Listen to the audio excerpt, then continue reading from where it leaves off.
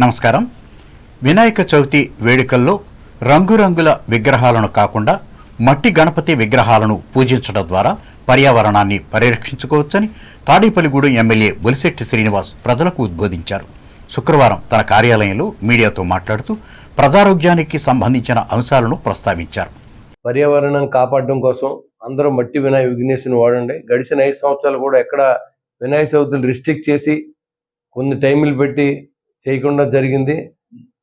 చాలా చోట్ల వినాయక చవితి ఉత్సవాలు తగ్గిపోయినాయి. కాబట్టి మళ్ళీ మరి కూటమి ప్రభుత్వం వచ్చిన తర్వాత అన్ని చోట్ల కూడా వినాయకుడు ఉత్సవాలు జరగాలి. అరిష్టాన్ని ఇప్పుడు మనం అనుభవిస్తూ ఉన్నాం కరువుతో. మరి అలాంటివి లేకుండా భగవంతుడు ఆ వినాయకుడు ఆశీస్సులతో మరి ఈ సంవత్సరంలో మొట్టమొదటి పండుగగా వచ్చేటువంటి వినాయక చవితి ఉత్సవాన్ని మరి రంగరంగ వైభవంగా చేయాలని చెప్పి నేను మనస్ఫూర్తిగా కోరుకుంటా ఉన్నా.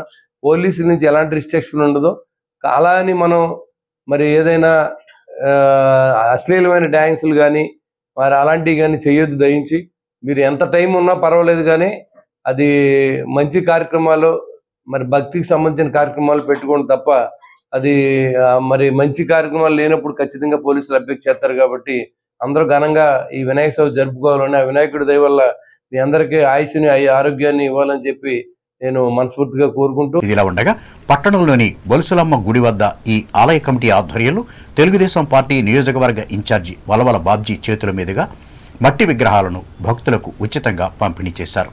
ఈ కార్యక్రమంలో పార్టీ నాయకులు గంధం సతీష్, పట్నాల రాంపండు, దాట్ల జగన్నాథరాజులు పాల్గొన్నారు. అలాగే డిఎస్ చెరువు సమీపంలో Jyothi educational society chairman Dattu Venkateswararao కూడా మట్టి గణపతి విగ్రహాలను పంపిణీ చేసి ఆదర్శంగా నిలిచారు. తాడేపల్లిగూడెం రూరల్ మండలం మాధవరం గ్రామంలో అమ్మవార్ల గుడి కమిటీల వివాదం పరిష్కారమైంది. పాత కమిటీ కొత్త కమిటీకి గుడితో పాటు ధర్మ డిబ్బీల తాళాలను అప్పగించడంతో సమస్య సామరస్యంగా ముగిసింది. 234 సంవత్సరాల చరిత్ర కలిగిన ఈ ఆలయంలో గ్రామదేవత పోలేరమ్మతో పాటు కనక వయ్యారమ్మ, వీర తుడుపులమ్మ, మహంకాళమ్మ, రణగంగ, పెద్దమారెమ్మ, చనమారెమ్మ, కనక మహాలక్ష్మమ్మ, పూతురాజులు కొలువై ఉన్నారు. ప్రతి సంవత్సరం ఉగాది ఉత్సవం, జాతర అత్యంత వైభవంగా నిర్వహిస్తారు.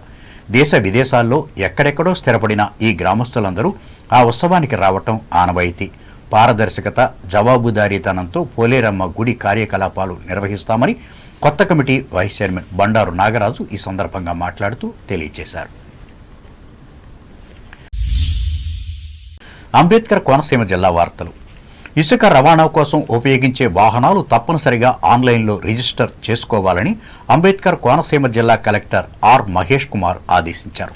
అమలాపురం కలెక్టరేట్లో శుక్రవారం నిర్వహించిన జిల్లా స్థాయి ఇసుక కమిటీ సమావేశంలో ఆయన పాల్గొని మాట్లాడారు. గ్రామ పంచాయతీ పనులు, వ్యక్తిగత నిర్మాణాల కోసం ఇసుకను మనుషులతో త్రవ్వుకొని ఎడ్లబండ్లో రవాణా చేసుకోవచ్చని చెప్పారు. ఇసుకను నిల్వ చేసి విక్రయించకూడదన్నారు.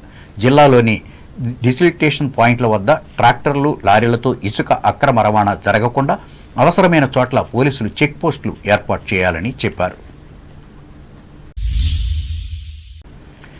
మట్టి గణపతిని పూజించి పర్యావరణాన్ని కాపాడాలని అంబేద్కర్ కోనసీమ జిల్లా పంచాయతీరాజ్ శాఖ డిప్యూటీ ఇంజనీర్ అన్యం రాంబాబు కోరారు. కోనసీమ ఆహార నిధి సమకూర్చిన మట్టి గణపతి విగ్రహాలను అంబాజీపేట మండలం, ఇరుసు మండలం ఉచితంగా పంపిణీ చేసి మాట్లాడారు. పర్యావరణ పరిరక్షణ ప్రతి ఒక్కరి బాధ్యత అని గుర్తు చేశారు.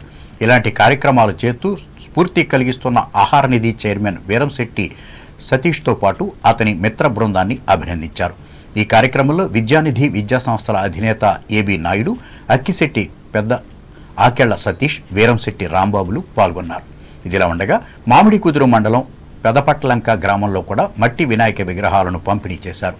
ఏడిద రాజేష్ బృందం సమకూర్చిన 500 మట్టి వినాయకుని బొమ్మలను ఆయా గ్రామాల్లో పంచిపెట్టారు. విజయవాడ వరద బాధితులకు అండగా నిలవాలని రాష్ట్ర ఉప ముఖ్యమంత్రి పవన్ కళ్యాణ్ పిలుపులో భాగంగా కొత్తపేట నియోజకవర్గం నుంచి నిత్యావసర వస్తువులను జనసైనికులు పంపించారు. శుక్రవారం నియోజకవర్గం జనసేన పార్టీ ఇన్ఛార్జి బండారు శ్రీనివాస్ ఆధ్వర్యంలో రావులపాలెం నుండి 3 వ్యానులలో నిత్యావసర కిట్లు, వాటర్ బాటిల్స్, కూరగాయలు జనసైనికులు తీసుకువెళ్లారు.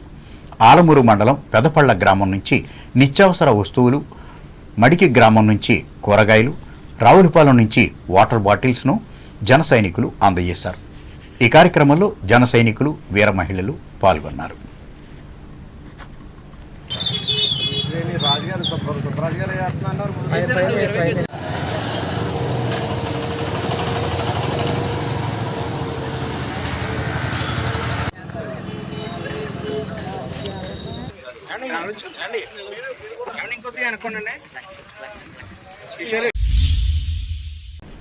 వార్తలు ముగించే ముందు ముఖ్యాంశాలు మరొకసారి. ఏలూరు జిల్లా కొల్లూరు వరద ప్రాంత గ్రామాలను హెలికాప్టర్లో ఏరియల్ సర్వే చేసిన ముఖ్యమంత్రి నారా చంద్రబాబు నాయుడు బాధితులను ఆదుకోవాలని ఆదేశాలు.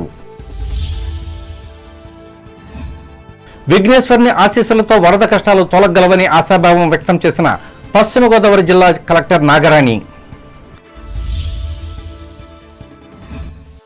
మైత్రి లయన్స్ క్లబ్ అందించిన మట్టి వినాయక ప్రతిమలను ఉచితంగా పంపిణీ చేసిన Tanuku MLA Arimilli. Private schools లో ముందస్తు వినాయక చవితి ఉత్సవాలు. బీజేపీ ఆశయాలను లక్ష్యాలను వివరించి సభ్యత్వం చేర్పించాలి. తణుకులో కార్యకర్తలకు హితవు పలికిన మున్సిపల్ మాజీ చైర్పర్సన్ డాక్టర్ రేణుక. పర్యావరణ పరిరక్షణ కోసం మట్టి వినాయక విగ్రహాలకే ప్రాధాన్యతనివ్వాలి. ప్రజలకు ఉద్బోధించిన తాడేపల్లిగూడెం ఎమ్మెల్యే బొలిశెట్టి. సామరస్యంగా పరిష్కారమైన మాధవరం అమ్మవార్ల గుడి కమిటీకి వివాదం. ఆనందం వ్యక్తం చేసిన గ్రామ ప్రజలు.